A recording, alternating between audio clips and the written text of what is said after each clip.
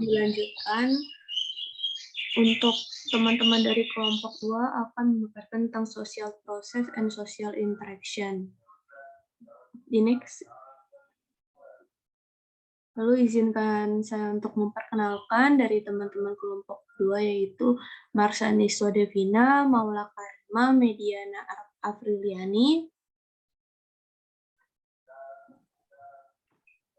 Dan untuk teman-teman kelompok 2 bisa langsung untuk mengambil alih dan memaparkan materinya. Terima kasih. Yeah, thank you moderator. Now the table of contents of this presentation is 1. Definition of social process and social interaction and social interaction needs. 3rd, forms of social interaction. 4th, factors affecting social interaction. Next. 1. Yes. First, social process. According to the Maurice Ginsburg, social processes mean the various models of interaction between individuals or groups, including cooperation and conflict, social differentiation and integration, development, arrest, and decay. According to the Horton and Hunt, the term social process refers to repetitive forms of behavior which are commonly found in social life. According to the Robert McLufer, a social process is the manner in which the relation of the members of the group, once brought together, acquire distinctive character. Next. So our group conclude that social processes refer to forms of social interaction that occur repeatedly. Next. Now we move to the social interaction. According to Sukanto, social interaction is a phenomenon of dynamic social relationship between one person and another, one with another group, and groups with other groups. According to the Bloom and Selznick, social interaction is a relationship with the awareness of other people around us and responding to others. And according to Wolgino, social interaction is the relationship between one individual and another. One individual can influence another individual or vice versa, so that there is a reciprocal relationship. Next.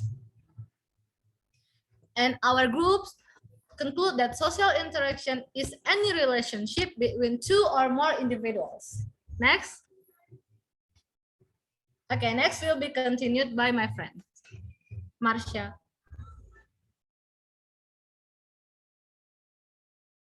Oke, selanjutnya social interaction needs, social contact and communication.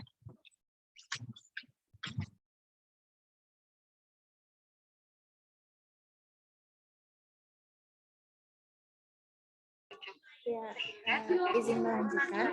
Apa? Kebutuhan syarat-syarat untuk terjadinya interaksi sosial. First, social contact. Social contact. Sebelumnya apa suara saya terdengar dengan jelas? Izin Maula mungkin lebih keras karena ketutupan sama background. Oh ya, sebentar ya di kondisi sebentar ya.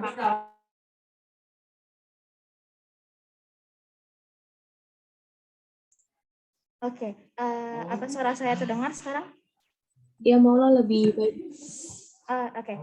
First, social contact. Social contact comes from the Latin con, which mean together, and tingerer, which mean to touch.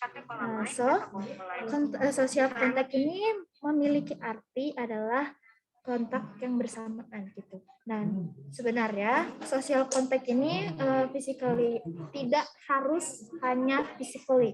Juga kita bisa harus dengan relationship yang lain. Misalkan we send text or we send email or we call another person or friends or family or video call and what else. So sebagai social phenomenon, it does not always mean a physical relationship. Due to the fact people may have a relationship without touching. Jadi seperti yang sudah saya katakan, kita bukan hanya secara physically, tapi juga secara bisa dengan virtual, seperti yang tadi video call dan lain-lain. Lalu dengan modern technology, people can relate to each other through phone, telegraph, radio, and others. Nah, social contact ini terbagi lagi menjadi dua. Primary contact that happens when people meet, make conversation or do handshake, atau kontak primer ini terjadi jika ada seseorang yang saling melakukan conversation ataupun saling berjabat tangan. Nah, yang kedua ada secondary contact. Secondary contact does not need face-to-face conversation. Jadi kita seperti yang sudah saya bilang tadi, kita bisa menggunakan video call, telepon, fax, WhatsApp dan lain-lain. Nah, secondary contact ini terbagi lagi menjadi dua, direct contact and non-direct contact. Direct contact itu terjadi jika kita sebagai person itu berhubungan langsung dengan another person. Jadi dia langsung berhubungan, misalkan kita telepon, saya telepon ibu saya, seperti itu direct contact. Dan jika kalau non-direct contact itu terjadi jika ada perantaranya, misalkan saya menghubungi pihak bank melalui ibu saya, jadi ibu saya yang membantu untuk menghubungi pihak bank tersebut. Oke, next.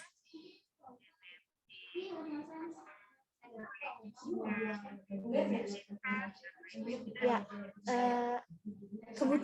syarat-syarat yang kedua adalah communication. Communication is that someone who interprets other people in front of speech, body movement, or attitudes. What feelings the person wants to convey. Jadi komunikasi ini bisa dibilang seperti kita melihat dan merasakan perasaan atau tingkah laku ataupun cara berbicaranya mereka, seperti itu.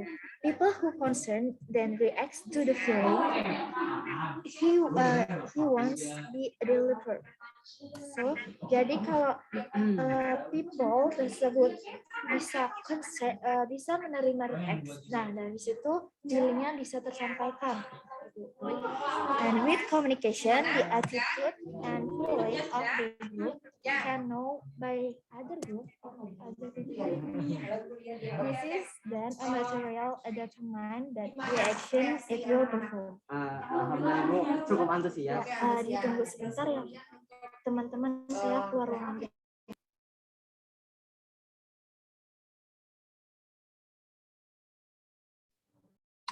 Ya.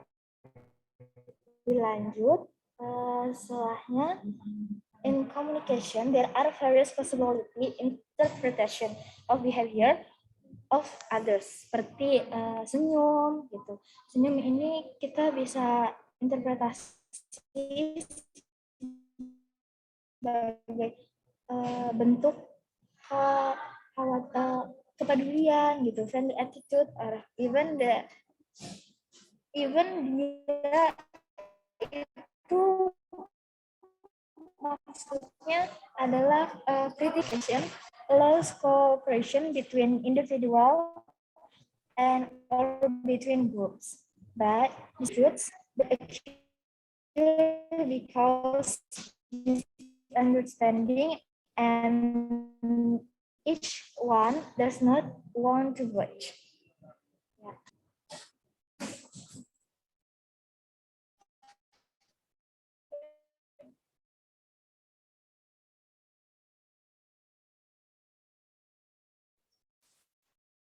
Oke, the next is forms of social interaction atau bentuk interaksi sosial. Dan di sini ada asosiatif dan disosiatif. Next, please. Banyak emang yang mau cari Next, kebidanan. please. Kebetulan kami punya aktif di atas. Oke, di sini ada asosiatif. Asosiatif itu kita tahu bentuk interaksi sosial yang mengarah pada hal-hal yang dapat mempererat hubungan sosial dan menghasilkan kerjasama antara kedua belah pihak yang bersangkutan. Nah, di sini tuh hubungannya lebih ke arah yang positif. Karena apa? Mengarah pada kesatuan dan kerjasama kedua belah pihak. Nah, di sini asosiatif itu ada cooperation. Nah, cooperation itu is an effort between individuals or group to achieve a common goal. This happens when the both parties have mutual interests, mutual benefits, and the existence of a common goal. This cooperation is generally constructive or constructive. Jadi maksudnya apa? Kerjasama itu di sini adalah usaha antara individu atau kelompok untuk mencapai tujuan bersama. Hal ini terjadi ketika kedua belah pihak ini memiliki kepentingan bersama, saling menguntungkan, dan adanya tujuan bersama. Yang bersifatnya apa? Konstruktif, membangun. Makanya dia di sini itu masuknya ke asosiatif. Lalu contohnya seperti apa? Ketika ada kerja bakti. Ya, kerja bakti itu kan tujuannya sama, yaitu untuk menciptakan lingkungan yang lebih bersih. Nah, atau juga seperti kayak merayakan HUT RI. Nah, di sini kan pasti masyarakat, para pemuda itu saling bergotong royong juga, saling membahu-bahu untuk mempersiapkan perayaan. Lalu setelah itu ada accommodation. Accommodation is a process. Accommodation can be interpreted by referring to human effort to diffuse of a conflict or effort to achieve stability. The goal is to achieve balance and prevent conflicts that can escalate konflik. Jadi apa? Akomodasi itu sebagai satu proses. Akomodasi ini dapat diartikan dengan mengacu pada upaya manusia untuk meredakan suatu konflik, untuk mencapai keseimbangan dalam prosesnya itu. Nah, contohnya seperti saat terjadi konflik antara ormas, nah maka akan diambil jalan tengahnya. Apa jalan tengahnya? Yaitu berdialog untuk meredam konflik, ataupun ketika ada dua orang yang sedang berkelahi gitu. Nah, di sini tuh kita seharusnya mengajak ngobrol bersama yang untuk menemukan jalan keluar agar konfliknya itu tuh mereda. Lalu setelah itu ada assimilation. Assimilation is a process of mixing two or more different cultures as a result of social process, then producing a separate culture that is different from the original culture. Nah, suatu asimilasi itu suatu proses pencampuran dua budaya atau lebih yang berbeda sebagai akibat dari proses sosial. Kemudian tuh menghasilkan budaya tersendiri yang berbeda dengan budaya aslinya. Nah, proses asimilasi ini menjadi penting dalam kehidupan masyarakat yang individunya berbeda-beda secara kultural, sebab asimilasi itu yang baik akan melahirkan suatu budaya yang dapat diterima oleh semua anggota kelompok. Nah, contohnya seperti ketika kalian pernah dengar dangdut itu pasti mikirnya, oh dangdut itu dari Indonesia. Padahal sebenarnya dangdut itu tuh dari hasil asimilasi dari budaya Melayu, Arab, India. Nah, padahal sebenarnya itu bukan dari Indonesia, tapi dari pencampuran Melayu, Arab, India. Nah, ketiga musik itu tuh bercampur menjadi satu dan membentuk genre musik yang baru. Lalu menghilangkan ciri budaya lamanya. Makanya banyak orang pasti, oh dangdut mah Indonesia. Padahal mah sebenarnya dangdut itu hasil asimilasi dari budaya Melayu, Arab, dan India.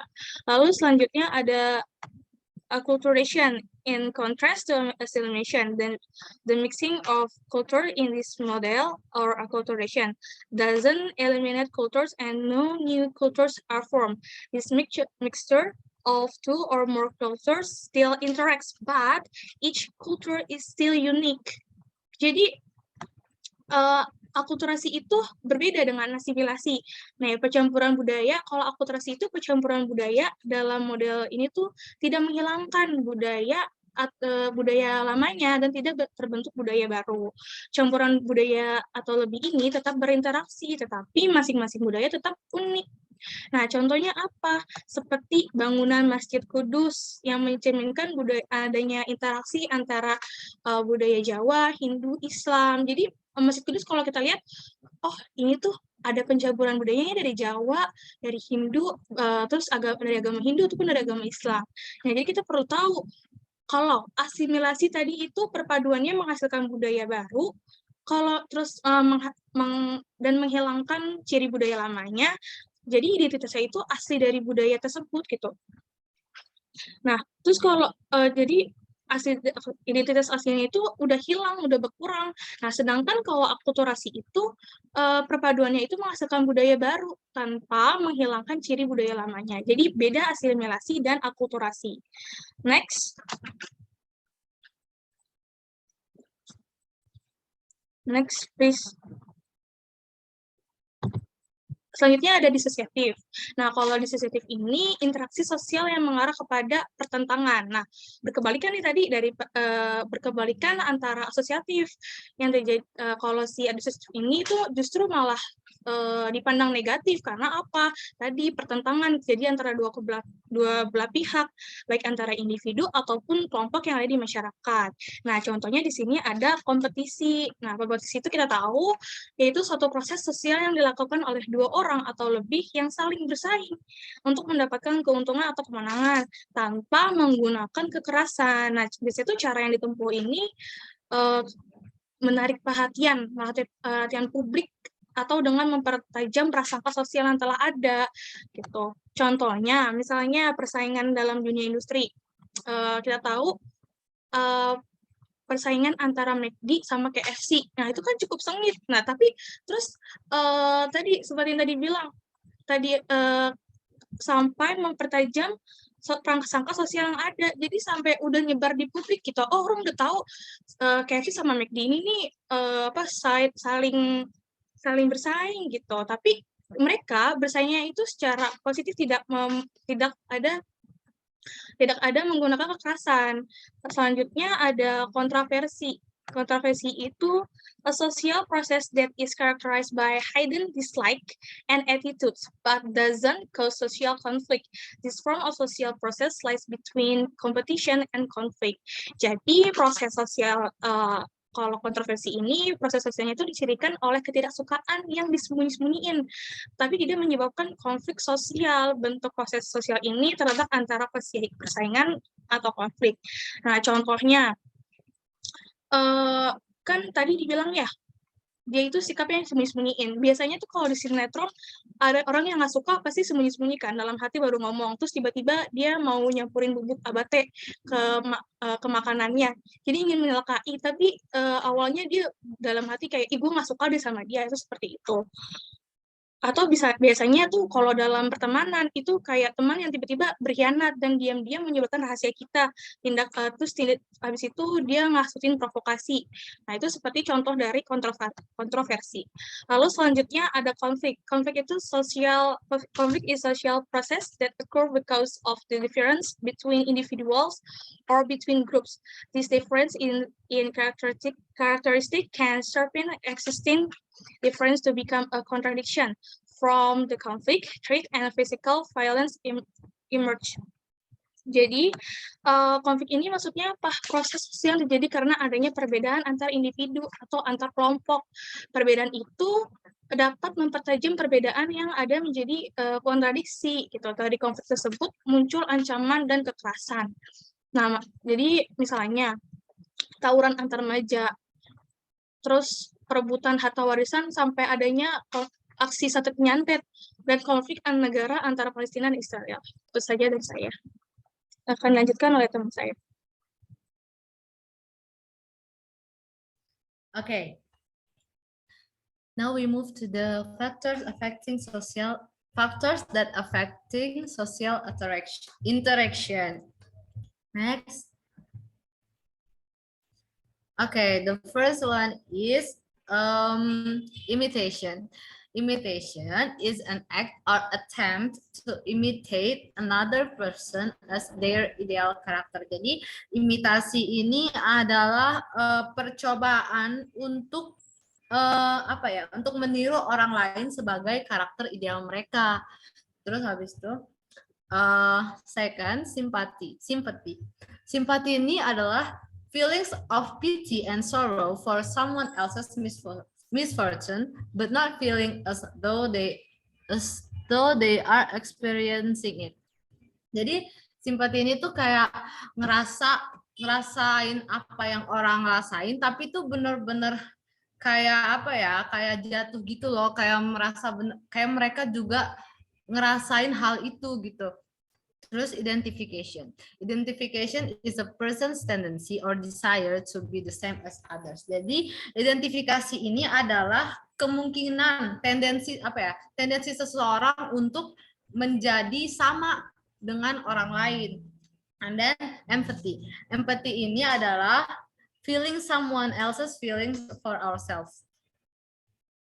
Maaf, kayaknya ini ketuker simpati sama empati ya, pengertiannya itu. Jadi harusnya tuh empati yang cuman sekedar merasa kasihan, dan simpati yang benar-benar ngerasa untuk diri sendiri. Maaf ya, ada kesalahan sini. Terus suggestion. Suggestion itu adalah suggestion is giving influence from one person's point of view to another person in a certain way, so that the person follows the view or influence without thinking. Jadi syarat ini adalah memberikan pengaruh dari sudut pandang seseorang kepada orang lain dengan cara tertentu, sehingga orang tersebut mengikuti pandangan atau pengaruh tersebut tanpa berpikir. Terus the last is motivation.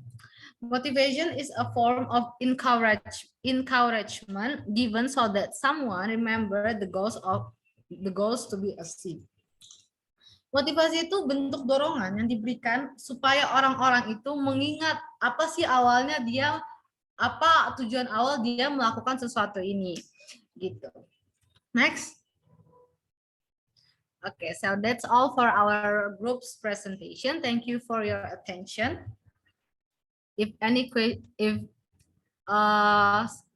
you have any question, just raise your hand and ask us. Thank you.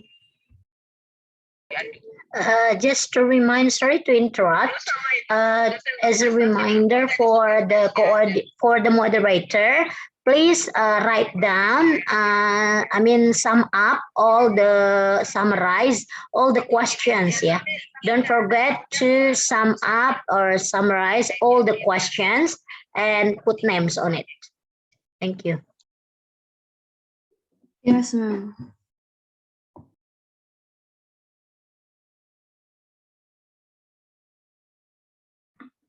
Yes, thank you for group 2 about presentation. Maybe we'll move to group 7. Untuk teman-teman dari grup 7 bisa langsung untuk share screen dan melanjutkan pemaparannya.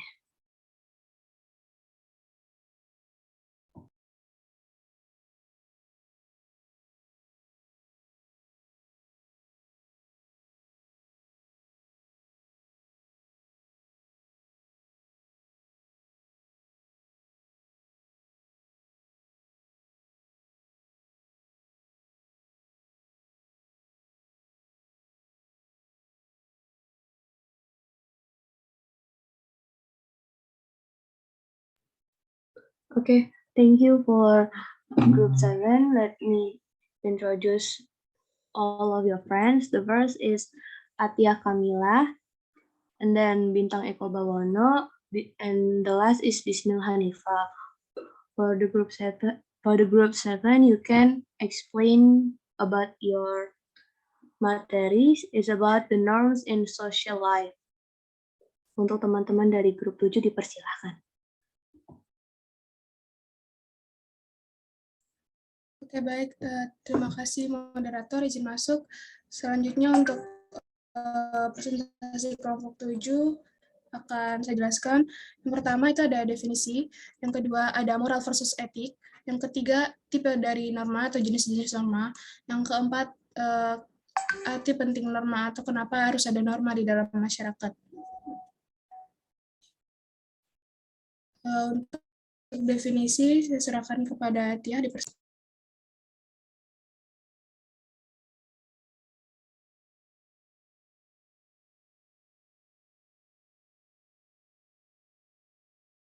Baik, sepertinya tiada kendala jaringan, saya lanjutkan aja. Yang pertama itu norma. Apa sih itu norma? Menurut Isworo Hadibiono, norm is a life rule of or guide that give which actions can be done and which actions must be avoided. Yaitu norma adalah peraturan atau petunjuk hidup yang memberi perbuatan mana yang boleh dilakukan atau perbuatan mana yang harus dihindari. Selanjutnya dari Bellbaum, norms as a tool to regulate every individual in society to act and prevailing in that society. Norms contain orders and prohibitions which if violate someone will get sanction or punishment. Next.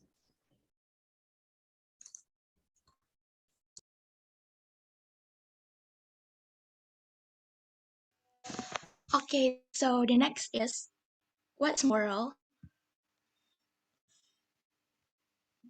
Moral is an inherent characteristic as something that contains good values that are upheld in society based on a shared value system.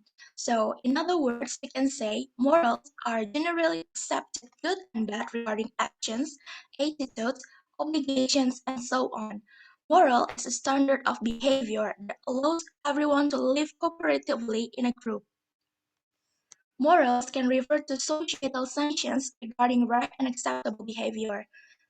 The keyword is morals are customs or teachings esensi. Jadi, yang perlu digarisbawahi di sini sama teman-teman itu, arti dari custom di sini bukan dalam istilah berpakaian, namun custom di sini adalah adat kebiasaan. Moral itu adalah ajaran tentang baik dan buruknya perilaku manusia yang dapat diterapkan dalam kehidupan bermasyarakat. Jika kalian melanggarnya, maka kalian ya diberikan sanksi yang bernama sanksi moral. Boleh di next.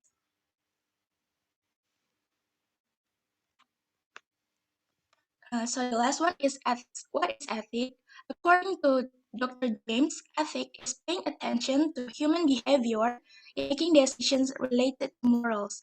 Ethics is more directed to the use of reason with objectivity to determine right or wrong and one's behavior towards others.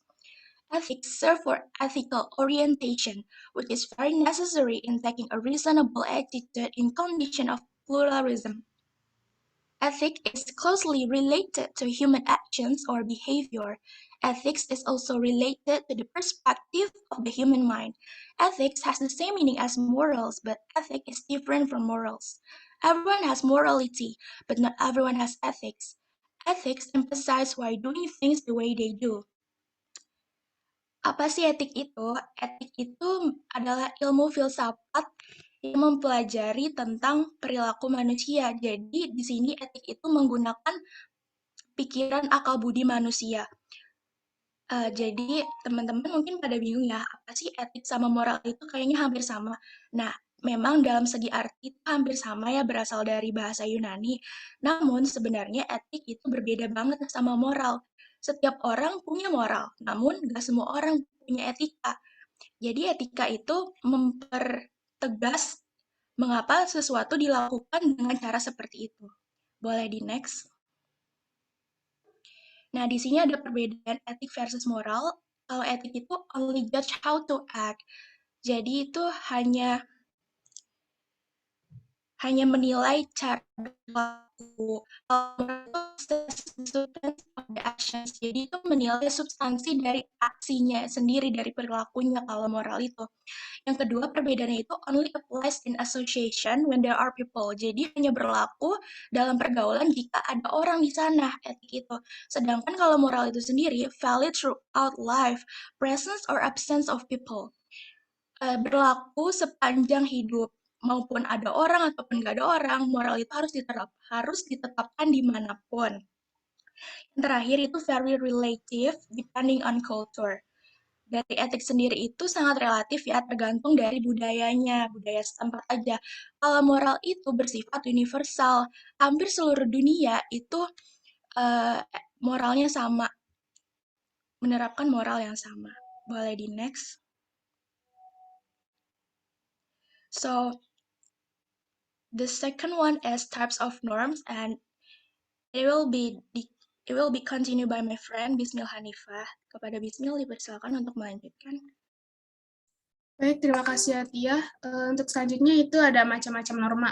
Yang pertama ada norma agama, religious norm, yaitu the rules that are as commands, prohibitions, and gospel that come from God.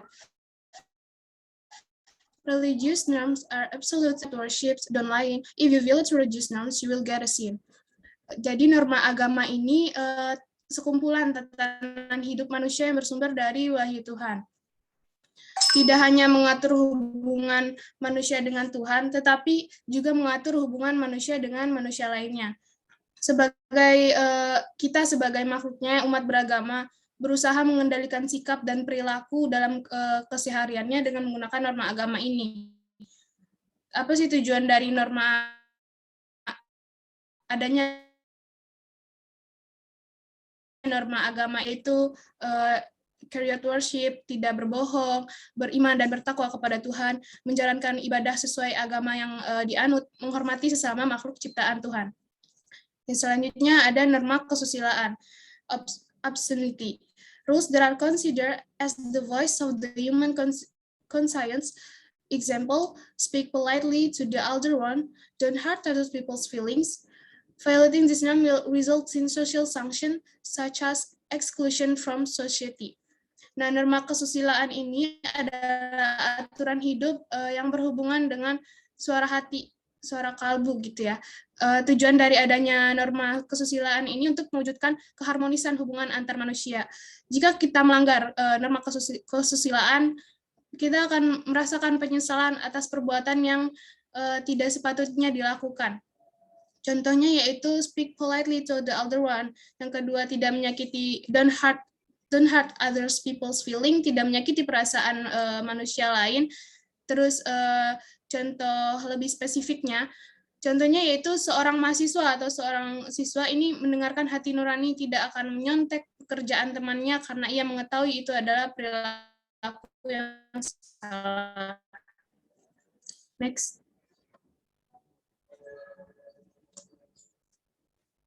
Ya, yang ketiga ada norma kesopanan, the norm of decency, rules that come from the association of society. This norm is relative. The norms of politeness is one area can be different from the norms of politeness in other areas. This norm of decency governs how we should behave, speak, and interact in society. Examples, don't speak carelessly, say thank you. Sanctions for violating the norms of decency are ridiculed. Norma kesopanan ini ialah norma yang mengatur pergaulan hidup manusia. Norma ini bersumber dari tata kehidupan atau budaya berupa kebiasaan-kebiasaan masyarakat dalam mengatur kehidupan berkelompok. Norma kesopanan ini relatif, mencakup gimana cara kita berpakaian, cara kita berbicara, cara berperilaku terhadap orang lain, atau contohnya cara bertamu ke rumah orang, gimana cara bertamu ke rumah orang yang sopan. Jika kita melanggar, kita mendapat sanksi sosial. Contohnya nih, dicemoohkan, tidak sopan, terus adanya pengucilan atau dijauhkan oleh masyarakat. Kenapa adanya norma kesopanan ini? Agar kita bisa diterima di masyarakat, terus kita dapat menghargai orang yang lebih tua, bisa bertingkah laku sesuai aturan masyarakat, atau lebih memahami hakikat kemanusiaan dan tata etika pergaulan, atau bisa bersosialisasi dengan baik terhadap orang lain. Contohnya yaitu, contoh kecil itu selalu mengucapkan terima kasih kepada apapun atau bagaimanapun siapapun yang ngasih kita sesuatu atau apapun lah itu. Yang kedua ada bersikap sopan santun kepada dosen, guru, kepada siapapun, tidak memandang usia. Terus menggunakan bahasa yang halus. Contoh lainnya yaitu sopan saat berbicara kepada orang tua atau yang lebih tua. Yang keempat ada norma hukum. Norma hukum, living regulations made by the government or state institution. Legal norms have a coercive nature, the goal is to create order one in society. Example, must pay taxes, obey traffic signs. Violating legal norms will be subject to strict sanction such as imprisonment. Norma hukum ini aturan tingkah laku manusia dalam pergaulan masyarakat yang disusun oleh lembaga-lembaga atau badan-badan resmi negara dan sifatnya memaksa sehingga kita harus menaati peraturan yang ada. Kenapa harus ada norma hukum? Itu untuk menciptakan ketertiban dan kehidupan dalam kehidupan berbangsa, bernegara. Perlu diketahui, mungkin teman-teman di sini juga sudah mengetahui ya dari SD, SMP kita sudah diajarkan kalau norma hukum ini mempunyai dua sifat. Yang pertama ada bersifat perintah, yang kedua bersifat larangan. Nah, bersifat perintah ini maksudnya memerintahkan seseorang atau mengatur seseorang dalam melakukan sesuatu. Jika tidak dilakukan, dianggap melanggar norma hukum. Contohnya untuk kita nih yang udah umur 17 ke atas, setiap pengendara ini harus memiliki surat izin mengemudi. Nah, yang kedua bersifat larangan, yaitu membatasi seseorang dalam melakukan sesuatu. Jika dilakukan, dianggap melanggar norma hukum. Contohnya, larangan bagi pengemudi kendaraan bermotor melebihi batas kecepatan sesuai dengan ketentuan undang-undang. Next.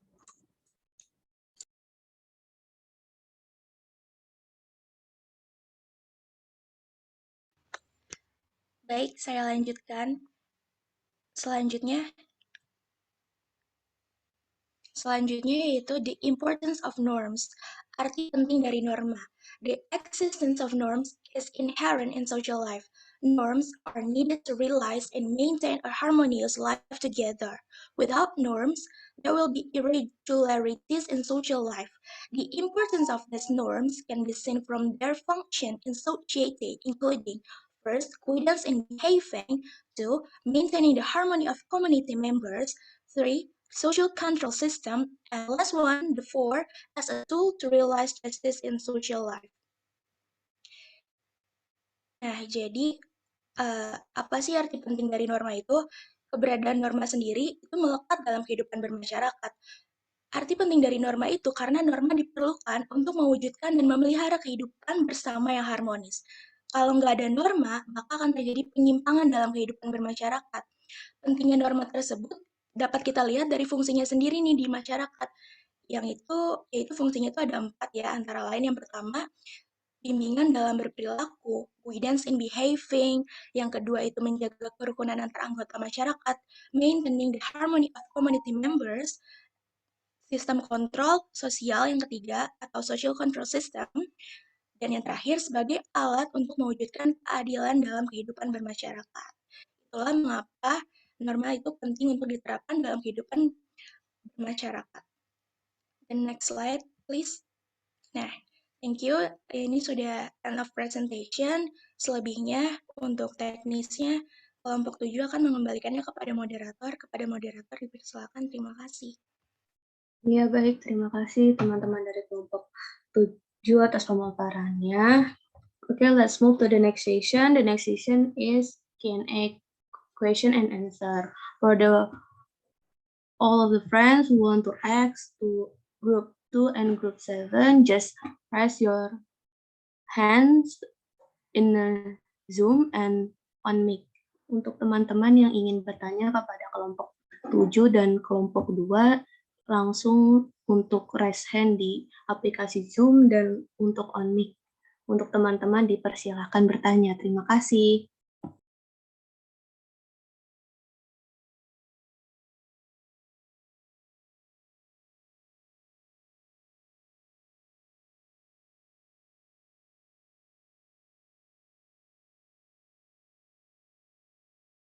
Baik, Anissa Amalia, silahkan untuk on mic. Your question can also be written on the chat room so everybody can see, or at least remind the presenter or the group to write, and also the moderator to note all the questions. Yes, okay, ma'am. Baik.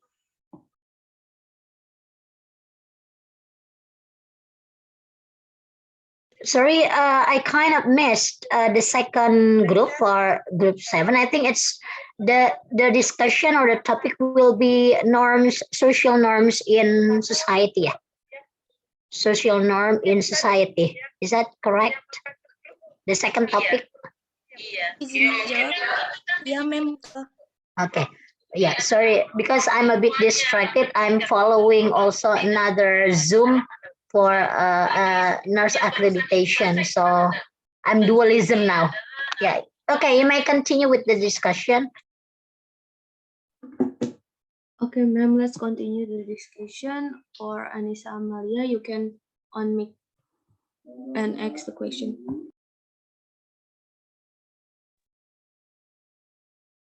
Baik, thank you moderator untuk kesempatannya.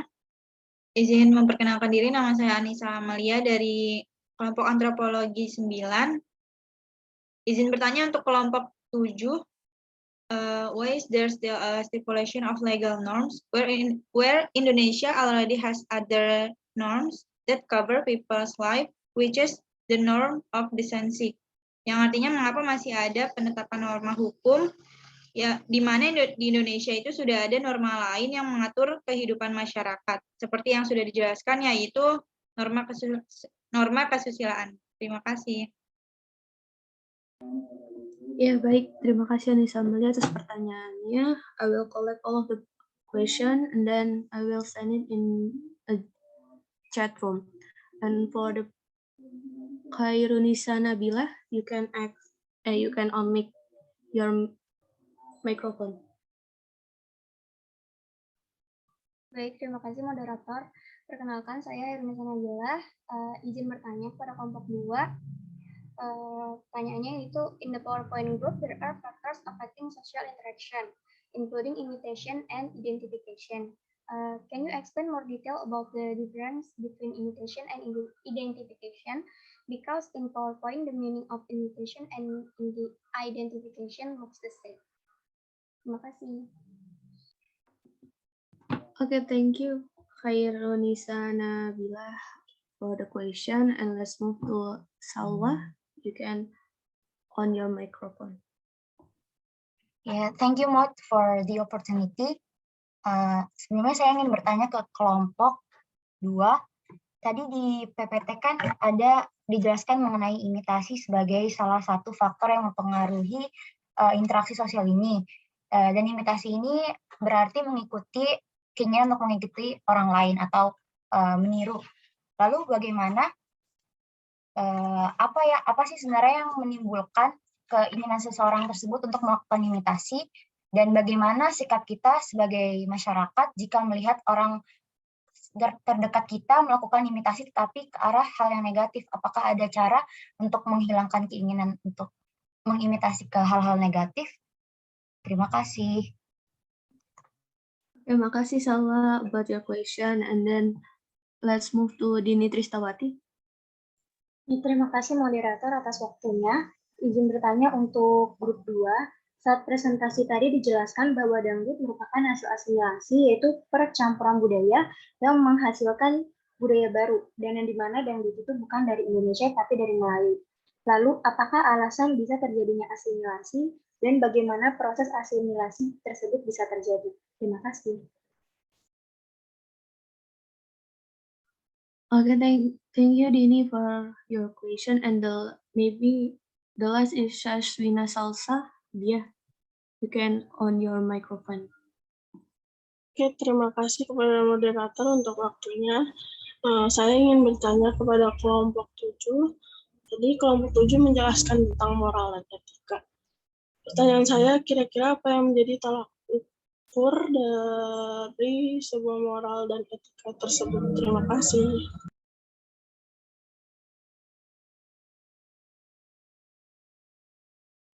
Okay, thank you, Shashwina. Maybe anyone else want to ask to group 2 and 7?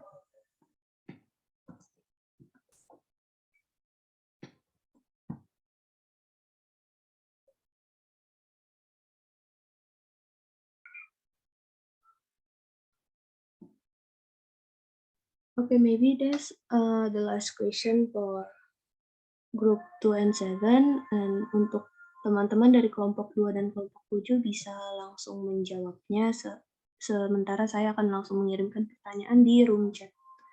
Terima kasih.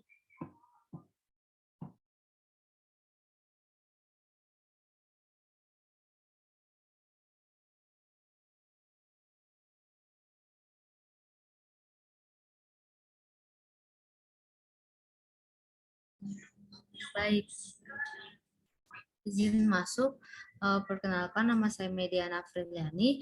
Saya ingin menjawab pertanyaan dari Nabilah. Pertanyaannya yaitu, dalam PPT kelompok terdapat faktor-faktor yang memengaruhi interaksi sosial, antara lain imitasi dan identifikasi. Bisa dijelaskan lebih detail tentang perbedaan imitasi dan identifikasi? Karena di PPT pengertian imitasi dan identifikasi terlihat sama. Jadi gini,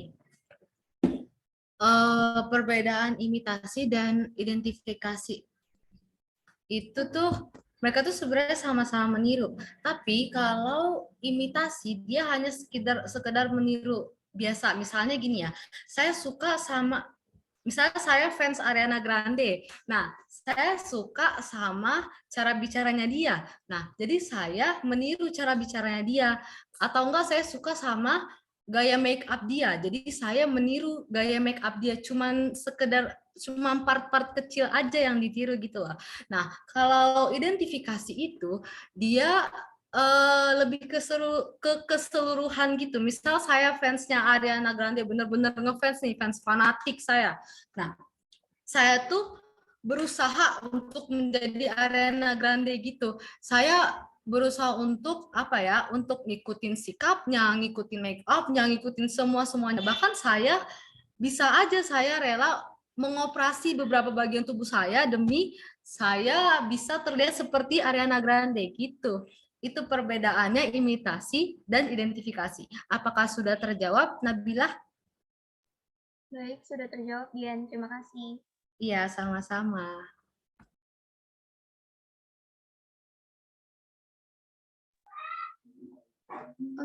Okay, thank you, Mediana, about the answer, and move to Maula Karima.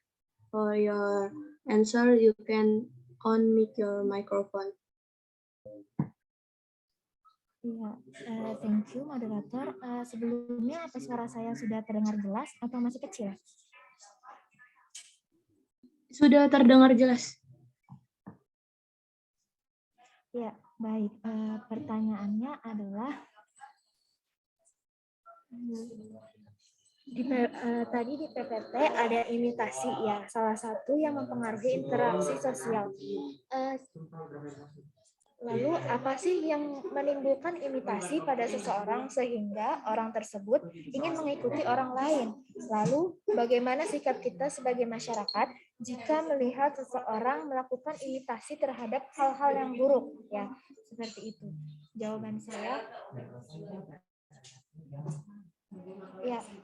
saya adalah jika kita lihat kembali di PPT, imitation is an act or attempt to imitate another person as their ideal character. Di garis bawahi, ideal karakter. Ideal karakter ini bisa terwujudkan atau bisa dimiliki itu jika seseorang memiliki atau melihat sesuatu hal yang bagus, yang mengesankan bagi dirinya. Seperti itu. Nah, maka dari itu, jika ada hal-hal yang kurang bagus yang dicontoh, itu saya rasa tidak mungkin. Hanya saja, jika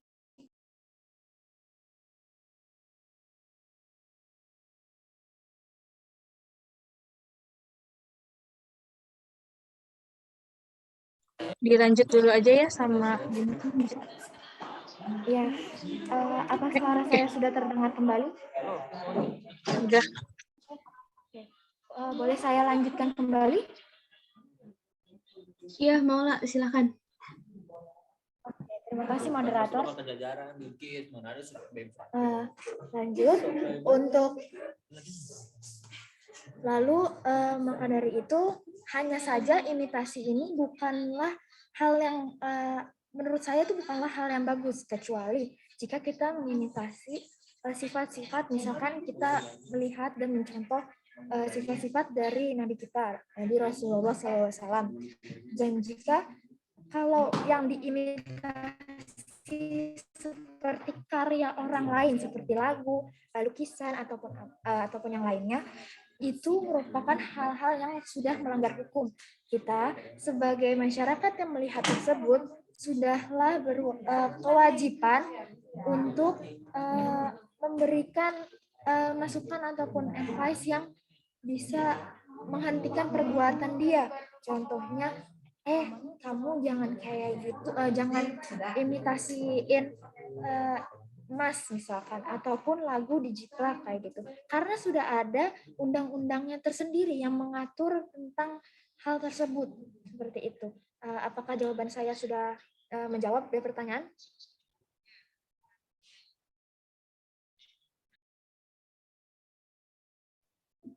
Ya, makasih Maula atas jawabannya. Mungkin untuk pertanyaan selanjutnya mungkin sudah jelas, Maul. Mungkin untuk pertanyaan selanjutnya bisa dijawab. Untuk Bintang, silakan. Ya, selanjutnya izin memperkenalkan diri, saya Bintang Eko Bawono dari kelompok 7, ingin menjawab Anissa Amalia dari kelompok 9 yang tadi pertanyaannya mengapa masih ada ketetapan norma hukum, sedangkan di Indonesia sudah banyak norma-norma yang lainnya. Karena norma hukum itu berperan penting dalam masyarakat. Norma hukum dibuat untuk mengatur suatu peraturan di mana bila tidak ada norma hukum, suatu masyarakat akan kacau. Walaupun sudah ada norma moral, agama, kesopanan, dan lain-lain, tetapi tetap membutuhkan norma hukum untuk mencegah terjadinya hal-hal yang tidak diinginkan. Seperti tercantum dalam Undang-Undang Pasal 1 Ayat 3 yang udah mengalami 3 kali amandemen, yaitu negara Indonesia adalah negara hukum. Barang siapa melanggar norma hukum, maka dapat dijatuhi sanksi atau dituntut oleh pihak yang berwenang. Jadi norma hukum itu sangat sekali dibutuhkan, karena kita adalah negara hukum. Sekian untuk jawabannya. Apakah terjawab, Nisam? Terjawab Bintang, terima kasih atas jawaban dan pemaparan undang-undang. Baik, selanjutnya, sebelumnya izin memperkenalkan diri, saya Marcin Sodevina dari kelompok 2. Di sini saya akan menjawab pertanyaan dari Dini, yaitu saat presentasi tadi jelaskan bahwa dangdut merupakan hasil asimilasi, yaitu pencampuran budaya yang menghasilkan budaya baru, dan yang dimana dangdut bukan dari Indonesia, tapi dari Melayu. Lalu apakah alasan terjadinya asimilasi dan bagaimana proses asimilasi tersebut bisa terjadi? Nah, tadi seperti yang sudah saya jelaskan, asimilasi itu kan proses pencampuran dua budaya atau lebih. Nah, berarti di sini sudah dijelaskan bahwa alasannya kenapa? Karena adanya perbedaan. Nah, perbedaan ini yang akan terjadinya saling interaksi. Interaksi apa? Antar budaya, antar individu. Nah, lalu lama-lama interaksi ini kan saling bergaul secara dengan kurun waktu yang pasti lama gitu. Nah, dari kurun waktu yang lama ini lama-lama saling menyesuaikanlah si budaya-budaya ini, saling menyesuaikan terakomodasinya satu dengan lainnya. Lalu menciptakan suatu budaya baru karena apa? Karena interaksi, karena lama-lama menyesuaikan diri satu dengan lainnya. Lalu bagaimana proses terjadinya? Nah, proses terjadinya itu ada 3 syarat, yaitu sejumlah kelompok dengan adanya sejumlah perbedaan. Perbedaan apa? Kebudayaan. Lalu terjalinnya interaksi. Nah, itu tuh syaratnya tadi seperti alasannya ya. Jadi terjalinnya interaksi dan pergaulan antar individu, atau di sini konteksnya budaya. Nah, antar budaya yang secara terus-menerus dalam jangka waktu yang lama. Jadi sebenarnya alasan atau proses terjadinya itu saling berkaitan juga. Alasannya juga sama karena adanya apa? Perbedaan apa antar budaya. Kalau di sini dalam konteksnya perbedaan budaya dari si Melayu, Arab, India. Nah, jadi itu di situ muncullah mungkin di situ mungkin orang Melayu, Arab India pikir, oh kayaknya enak nih lama-lama nih lagunya, oh ya udah deh kita bikin aja namanya dangdut gitu, mungkin aja seperti itu. Kita nggak ada yang tahu juga. Jadi seperti itu sih jawabannya. Terima kasih.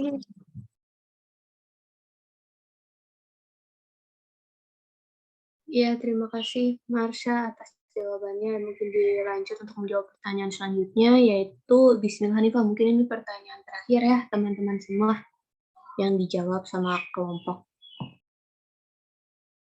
Baik, terima kasih moderator. Sebelumnya izin perkenalkan diri, saya Bismil dari kelompok 7.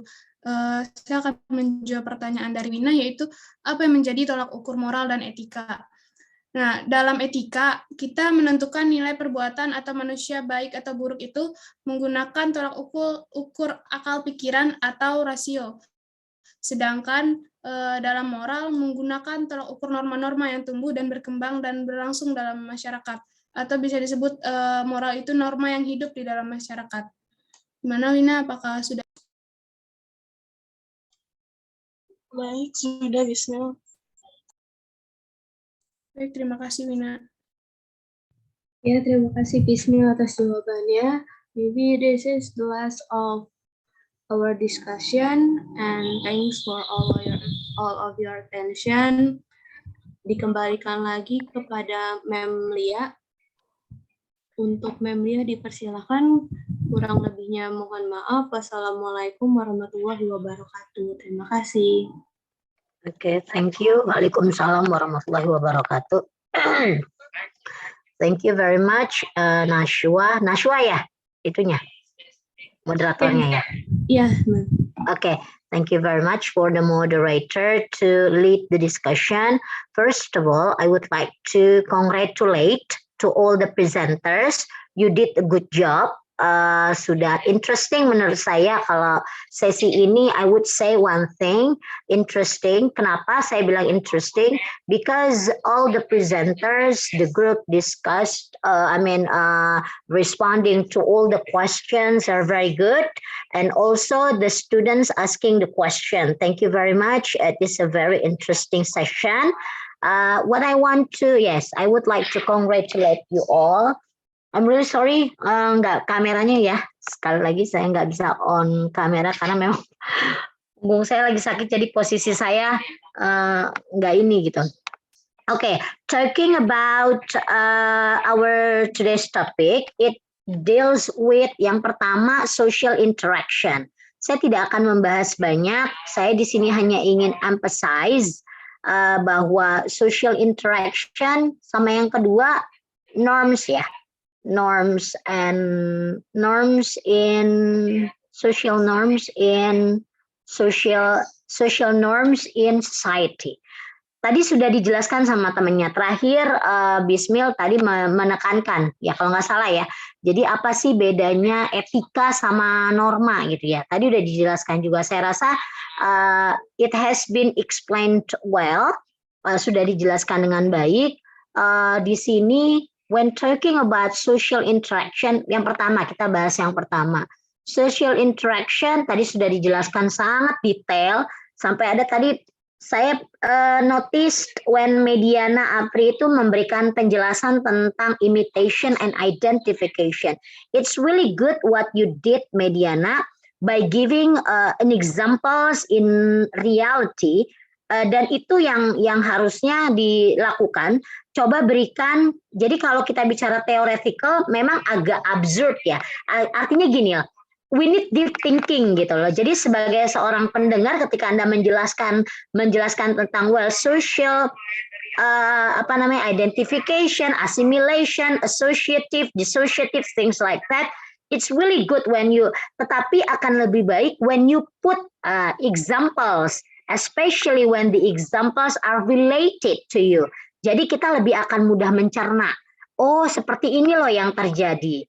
Gitu ya. Jadi ketika Anda menyampaikan bahwa identification means when you idolize someone, you take her, you would like to imitate the identity. Itu loh, the identity of the person, that is identification. While imitating is like take one part that you like most. Cuma kayak certain. Tapi kalau Anda suka dia in a whole, I mean in whole as a package in a whole, the identity-nya itulah identification gitu ya, Mediana ya. Kalau nggak salah tadi kamu sudah menjelaskan. Iya, Ibu. Oke, thank you very much. You did a good job. Saya rasa tadi sudah cukup jelas. Selebihnya silakan nanti kalian baca lagi. Dan kalau saran saya nanti pada saat kalian membaca materi atau maksud saya PPT dari teman-temannya, nanti kan dari kelompok nge-share nih, ini buat bahan ujiannya dari PPT teman-temannya. Jadi hasil diskusi makanya tadi saya bilang coba moderator nanti di sum up, di summarize, dituliskan kembali summarize dari pertanyaan-pertanyaan yang disampaikan teman-temannya. Saya ingin lihat, jadi nanti dari situ saya bisa membuat pertanyaan buat nanti ujian, di bahan ujian kalian. Oke, kalau bicara tentang, saya rasa sudah cukup jelas ya apa yang dijelaskan oleh masing-masing kelompok. So, thank you very much. Mungkin ada yang mau ditanyakan yang kurang jelas dari pertanyaan tadi, karena saya mau menambahkan agak missing-missing gitu. Mana yang mau saya ini? Oh, mungkin tadi sedikit ya tentang kenapa sih norma Ada yang pertanyaan gini loh. Norma hukum itu kenapa mesti ada ketika norma Norma hukum ya. Norma hukum ketika norma di masyarakat sudah ada gitu ya. Nah, mungkin yang dimaksud, saya agak bingung dengan pertanyaan ini justru. Tapi penjelasan temennya sudah cukup baik bahwa dia, saya cuma mau memperjelas. What do you mean by apakah yang Anda maksud dengan norma hukum ini adalah norma yang hukum-hukum, maksudnya gini, undang-undang gitu, yang sudah diundang-undangkan atau yang sudah dijadi pasal-pasal. Maksud saya undang-undang atau sudah dijadikan legalized norm ya maksudnya ya. Norma hukum di sini maksudnya yang sudah di legalized norm. Karena kalau kita bicara tentang norma di masyarakat, itu kan adalah batasan-batasan ukuran-ukuran yang ada di masyarakat. Contoh, ketika Anda jalan, datang ke rumah orang, main masuk aja gitu kan, itu kan secara norma masyarakat itu tidak sopan gitu kan. Kita bicara etika kesopanan, secara normanya nggak sopan nih orang gitu. Tetapi secara norma hukum, nggak ada gitu dijelaskan. Masuk ke rumah orang, Anda nggak pakai salam pun nggak ada masalah kan. Ada nggak di norma hukumnya? Kan nggak ada di norma hukumnya. Kalau masuk ke rumah orang nggak pakai salam nggak ada masalah. Tapi secara norma masyarakat ketika Anda bertemu, contoh menyapa orang yang lebih tua, norma di masyarakat itu kan tentang etika kesopanan. Apakah itu yang Anda maksud tadi pertanyaannya? Norma hukum itu maksudnya norma-norma yang sudah dilegalkan. Yang tertulis ya berarti ya. Legal kan berarti tertulis. Karena kalau norma-norma di masyarakat itu kan tidak dilegalkan. Tidak muncul. Nanti jatuhnya indikatornya adalah sopan atau tidak sopan masuknya ke etika kesopanan. Gitu enggak sih? Halo? Iya, Mem, seperti itu, Mem. Tapi penjelasannya sudah jelas ya, bahwa kenapa sih norma yang, mungkin sedikit yang, kalau memang pertanyaannya itu, saya sedikit tadi menambahkan, memperjelas kembali, bahwa kenapa sih ada perlu yang namanya norma hukum, sedangkan norma yang ada. Karena kalau kita bicara norma, itu kan ada yang menyakiti orang lain atau tidak. Nah, kenapa norma hukum ini diadakan? Ketika ini merugikan orang lain, bahkan menyakiti orang lain, inilah yang mencoba dilakukan oleh pemerintah, maka dimuncullah kebijakan. Nah, dari kebijakan ini maka muncullah menjadi hukum-hukum di Indonesia. Di Indonesia ya kita bicaranya ya, menjadi hukum. Contoh, ketika seseorang, ketika seseorang itu ada pelecehan seksual, secara norma hukum, kalau seumpama itu sehingga perlu dilakukan yang namanya dilakukan secara hukum, karena itu merugikan orang lain, dan itu secara fisik juga bisa merugikan orang lain, secara moral, secara psikologi juga it can hurt other. So when it comes to hurt other, makanya norma hukum ini diadakan gitu loh. Kenapa norma hukum ini diadakan? Supaya tidak merugikan orang lain, sehingga orang itu mempunyai yang namanya efek jera. Ya, supaya efek jera sehingga tidak perilakunya itu bisa dibatasi gitu loh, sehingga ketika dia melakukan sesuatu di di luar batas normal gitu kan, ada hukum yang bisa menjerat dia. Karena kalau kita bicara banyak sekali norma-norma hukum yang mungkin di Indonesia itu yang menyakiti orang lain justru tidak tidak dimasukkan ke dalam norma hukum. Ini tugas-tugas pemerintah. Nah, tugas-tugas pemerintah untuk mengidentifikasi kembali apa sih yang menjadi yang harus dilegalkan, yang harus menjadi norma-norma ini harus dilegalkan, dijadikan hukum gitu, sehingga orang lain itu tidak menyakiti orang lain gitu. Dan biasanya kalau di Indonesia itu biasanya terjadi nanti setelah di sosial itu di masyarakat sudah terjadi biasanya. Tuh. Ya mudah-mudahan bisa memberikan penjelasan, nggak buat bingung, sudah cukup jelas di sini.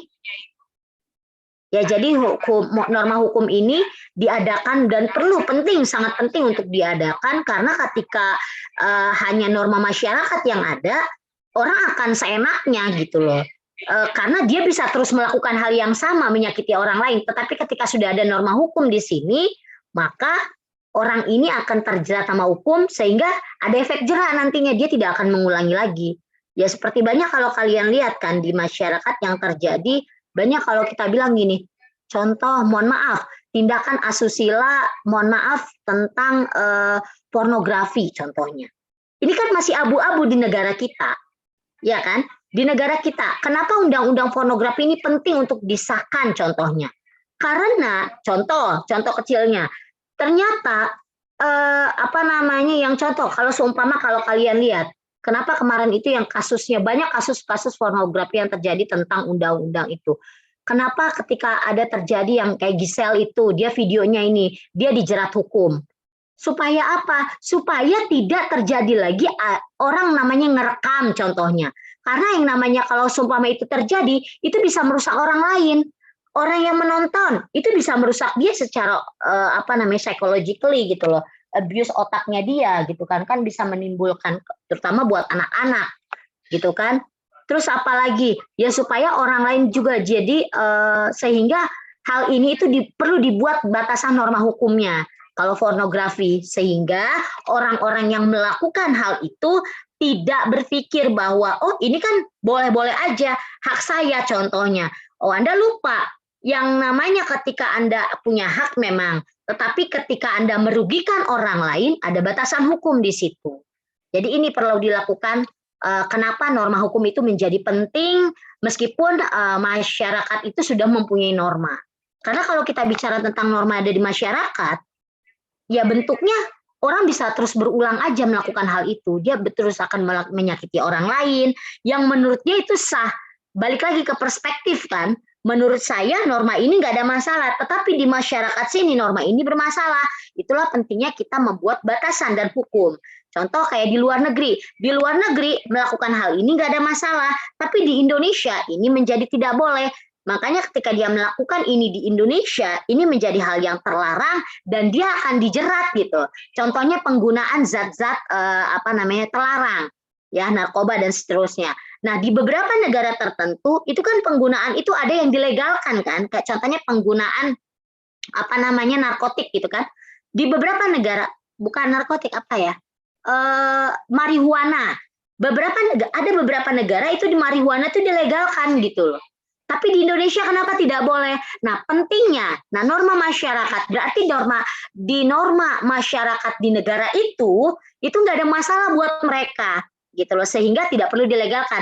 Nah, di kita perlu menjadi legal supaya itu bisa memberikan batasan buat orang-orang, buat masyarakat bahwa di sini loh Anda bisa melakukan hal ini. Batasannya sampai di situ.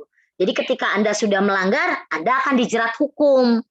Sehingga dia punya efek jerak nantinya. Oh, ada hukum di situ. Dia punya ketakutan, dia punya rem lah bahasanya. Gitu kali ya. Karena tidak semua orang punya social sense norm, social norm sense gitu loh. Tidak semua orang berpikir bahwa ketika di masyarakat ini tidak diperbolehkan norma ini, dia berpikirnya kan banyak orang yang selfish ya. Dia berpikirnya masyarakat di sini nggak boleh, contohnya. Mama di Bali, masyarakat tertentu tidak boleh begini-begini, karena sama masyarakat Bali itu suatu yang tidak boleh. Tetapi kalau ketika orang melanggar itu, ketika tidak ada hukumnya, dia dengan seenaknya aja. Tapi ketika ada hukum di sini, norma hukum, maka dia akan menjadi terbatasi perilakunya, tindakannya, gitu. Bisa difahami di sini? Itu ya. Oke, saya rasa selebihnya apa yang kalian sudah diskusikan sudah sangat jelas. So once again, thank you very much for your collaboration, participation, and being active in the discussion. Once again, thank you everyone. Do you have any questions before we end the session?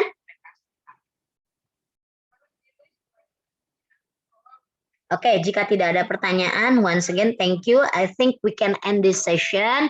Remember, I just want to remind you in this pandemic, we still have this pandemic. Stay safe wherever you are, stay healthy, and don't forget to always stay happy. Okay, everyone, thank you. Assalamualaikum warahmatullahi wabarakatuh. Waalaikumsalam. Thank you, ma'am. Ya, nanti jangan lupa ya dikirim ke saya semua tadi yang materinya sama rangkuman pertanyaannya.